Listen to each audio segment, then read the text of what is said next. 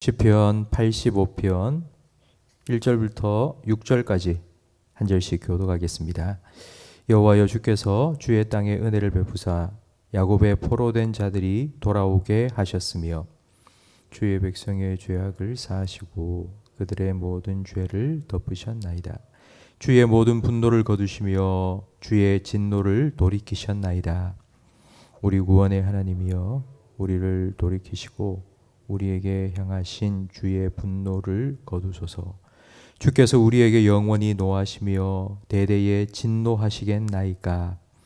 주께서 우리를 다시 살리사 주의 백성이 주를 기뻐하도록 하지 아니하시겠나이까. 아멘. 기도의 출발은 우리의 결핍이 아니라 하나님의 은혜입니다. 우리가 하나님께 구할 것이 있어서 기도를 시작할 수 있는 것이 아니라 그 이전에 먼저 하나님께서 우리에게 귀를 기울이시고 우리 기도에 응답해 주시기 때문에 우리는 기도할 수 있습니다. 시편 85편은 고라자손의 기도입니다. 그들은 내 기도를 들으시는 하나님이 어떤 분이신지를 먼저 1절에 고백하고 있습니다. 여호와여, 주께서 주의 땅에 은혜를 베푸사 야곱의 포로된 자들이 돌아오게 하셨다고 먼저 기도합니다. 은혜를 베푸셔서 이스라엘 백성을 다시 돌아오게 하신 하나님, 그 하나님께 기도하고 있습니다. 하나님께서 베푸신 은혜가 무엇인지 2절에 설명해 줍니다. 주의 백성의 죄악을 사하시고 그들의 모든 죄를 덮어주신 것이 하나님의 은혜입니다. 죄를 사하신다라는 말의 원래의 의미는 들어 올린다는 뜻입니다. 무거운 것에 짓눌려 있는 것을 그걸 들어 올린다는 뜻입니다. 죄의 무게에 짓눌려 살지 않도록 그 무거운 죄의 짐을 벗겨 주신다는 의미입니다. 포로로 잡혀간 이스라엘 백성들은 노예살이라는 무거운 짐에 짓눌려 살아가고 있습니다. 하나님께서는 그 짐을 벗겨 주셨습니다. 그것이 은혜입니다. 그리고 그들의 모든 죄를 덮어주셨습니다. 죄를 덮어주셨다는 것은 하나님과 우리 사이에 더 이상 죄가 아무런 방해가 되지 않고 문제가 되지 않게 해 주셨다는 뜻이고, 이건 다시 하나님께서 우리를 만나 주시겠다는 의미입니다. 이렇게 죄짐을 벗겨 주시고 죄를 덮어주신 이유가 3절 말씀에 나옵니다. 주의 모든 분노를 거두시며 주의 진노를 돌이키셨기 때문입니다. 우리가 잘해서, 우리가 잘 살아서 하나님께서 은혜를 베풀어 주신 게 아니라 하나님께서 여전히 죄 가운데 살아가고 있는 우리를 참고 용서해 주셨기 때문입니다. 1절부터 3절까지 내 기도를 들으시는 하나님, 그 하나님은 용서의 은혜를 베푸시는 하나님이라고 고백했습니다. 85편의 기도를 시작하면서 이런 하나님을 찾는 이유가 4절 말씀에 나옵니다. 우리 구원의 하나님이여, 우리를 돌이키시고, 돌이킨다는 말은 회복시켜 달라는 의미입니다. 우리에게 향하신 주의 분노를 거두어 주소서라고 기도합니다. 하나님께서 이미 은혜를 베푸셨습니다. 하나님께서 이미 용서해 주셨습니다. 하나님께서 이미 진노를 돌이키셨습니다. 그런데 지금 다시 나에게 그런 은혜가 필요하기 때문입니다. 다시 그런 은혜가 필요한 상황이 되었기 때문입니다. 5절 말씀해 보니 주께서 우리에게 영원히 노하시며 대대에 진노하시겠나이까 라고 하나님께 질문합니다. 하나님께서는 이미 진노를 거두셨습니다. 분노를 돌이키셨습니다. 그런데 하나님께서 어떻게 영원히 진노하시고 대대로 우리에게 분노하신다고 이렇게 느꼈겠습니까? 그 이유는 다시 죄 가운데로 돌아갔기 때문입니다. 개가 그 토하였던 것으로 돌아가고 돼지가 씻었다가 더러운 구덩이로 돌아간다는 베드로후서 2장 22절의 말씀처럼 다시 죄로 돌아갔기 때문입니다. 성도 여러분, 우리가 신앙생활하면서 참 풀기 어려운 문제, 반복적인 습관적인 죄의 문제입니다. 여러분, 이 문제를 어떻게 해결할 수 있겠습니까? 죄를 짓지 않게 해주세요. 아무리 기도해도 또 죄를 짓고 있습니다. 다시 죄 가운데로 돌아갔고, 그래서 다시 하나님의 진노를 촉발시키는 우리의 모습을 발견합니다. 이 문제를 어떻게 해결할 수 있을까요? 그래서 오늘 본문 6절 말씀은 바로 이와 같은 반복적으로 습관적으로 저지르는 죄의 문제를 해결할 수 있는 가장 핵심적인 기도를 우리에게 가르쳐 주고 있습니다. 6절 말씀을 다시 한번 다 같이 읽겠습니다.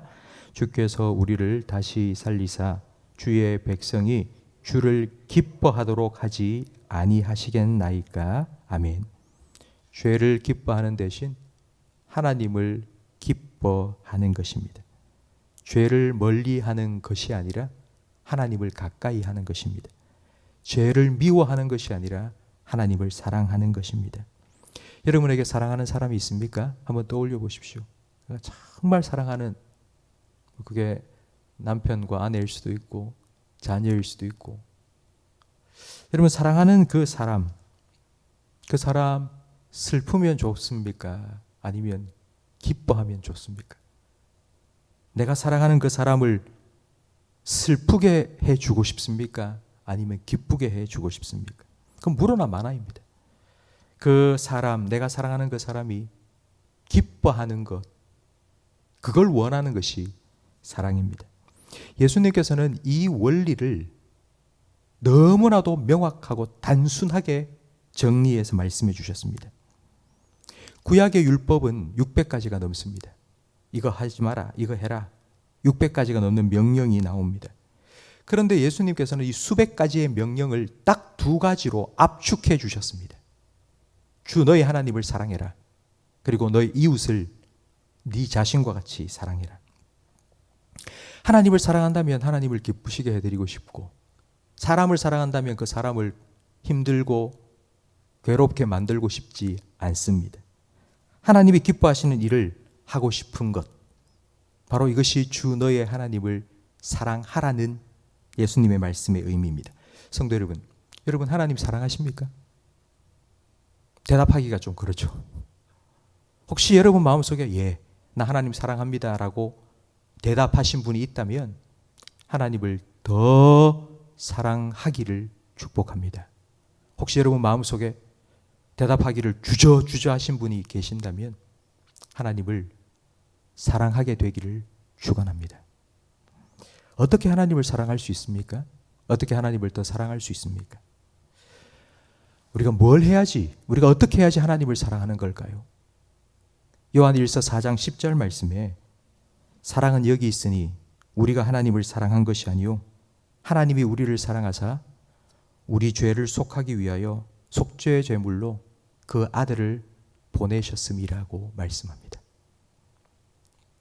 하나님을 사랑하는 건 우리가 결코 할 수 없는 일입니다. 하나님께서 먼저 우리에게 사랑을 베풀어 주셨기 때문에 그 사랑을 깨닫고 받은 사람만이 하나님을 사랑할 수 있습니다. 하나님을 사랑한다는 건 기도를 많이 하고 말씀을 많이 읽고 예배에 참석하고 봉사 많이 하고 그게 아닙니다. 하나님의 사랑을 깨닫는 것이고 하나님의 사랑을 받는 것입니다. 자녀가 철들었다는 말을 우리는 종종 합니다. 철들었다는 말은 부모의 은혜와 사랑을 깨닫게 되었다는 뜻입니다. 철들기 전에는 해라 입이 닳도록 말해도 안 합니다. 손에 매를 들고 위협하고 때려도 안 합니다. 안 됩니다. 근데 깨닫고 철들고 나면 저절로 됩니다. 우리 신앙생활에도 철이 들어야 됩니다. 하나님의 사랑을, 하나님의 은혜를 더 깊이 깨닫고 얕은 물에서 첨벙 하고 있는 게 아니라 그냥 그 바닷속에 풍덩 뛰어드는 것처럼 하나님의 은혜에, 하나님의 사랑에 풍덩 뛰어들어야 합니다. 탕자 비유에 보면 아버지는 둘째 아들과 첫째 아들에게 나 사랑해라, 나한테 효도해라 강요하지 않았습니다. 기다렸습니다. 철들기를, 깨닫기를. 그래야지 스스로 돌아오고 그래야지 변하기 때문입니다. 하나님께서는 지금도 기다리고 계십니다. 저와 여러분을 기다리고 계십니다. 뭘 하도록 기다리고 계시는 게 아니라 깨닫도록, 하나님의 사랑에 더 깊이 잠기도록. 성도 여러분, 하나님의 사랑이 여러분의 심령 속에 부어지기를 간절히 바랍니다. 그 하나님의 사랑을 순간순간 느끼고 그 사랑 안에 살아가기를 간절히 바랍니다. 그래서 오늘 하루도 하나님 정말 감사합니다. 하나님 정말 사랑합니다. 이런 고백이 순간순간 우리의 입에서 툭툭 튀어나오는 하나님 사랑 안에 거하는 복된 삶을 살아가시기를 예수님 이름으로 축원합니다. 혹시라도 성도 여러분, 나는 정말 하나님의 사랑이 안 느껴져. 나 이렇게 힘들고 너무 괴로워. 하나님이 나를 살아가신다는 게 난 안 믿겨져. 혹시 그런 분이 계십니까? 그러면 십자가 바라보십시오. 자기의 아들 하나밖에 없는 유일한 독생자 예수님을 여러분을 위해서 아낌없이 그 십자가에 내어주신 그 하나님의 사랑을 여러분 값이 깊이 묵상하시고 그 하나님의 사랑을 여러분 온전히 받아들이시고 그 하나님의 사랑에 여러분 전심으로 반응할 수 있는 그런 은혜 가운데 오늘 하루를 살아가시기를 예수님 이름으로 축원합니다. 기도하겠습니다. 예수님을 3번이나 모른다고 부인하고 갈릴리 호수로 돌아가서 다시 물고기 잡고 있던 베드로에게 찾아와 주신 주님, 오늘 기도하러 이 자리에 나온 우리에게도 주님 찾아와 주시고 우리에게도 이렇게 물어주시옵소서. 네가 나를 사랑하느냐? 우리가 주님 그 질문 앞에 참 대답을 주저주저 할 때도 있고 또 자신 있게 예라고 대답할 때도 있지만 그 어떤 상황에서도 주님께서는 변함없이 한결같이 우리를 사랑해 주심을 믿사오니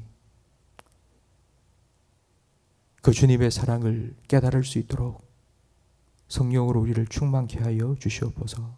성령으로 말미암아 그 주님의 사랑을 폭포수와 같이 우리에게 부어 주시옵소서. 오늘 하루를 살아가면서 삶의 여러 가지 순간에 지치고 또 힘들고 어려운 그런 일들을 만날 때에 다시 주님 바라보고 십자가 바라보고 그 주님의 사랑을 확인하게 하시고 그 주님의 사랑에 나도 주님 사랑합니다 라고 고백하며 반응하며 은혜 가운데 살아가는 우리 모든 성도들의 삶이 되게 해 주시옵소서. 예수님 이름으로 기도합니다. 아멘.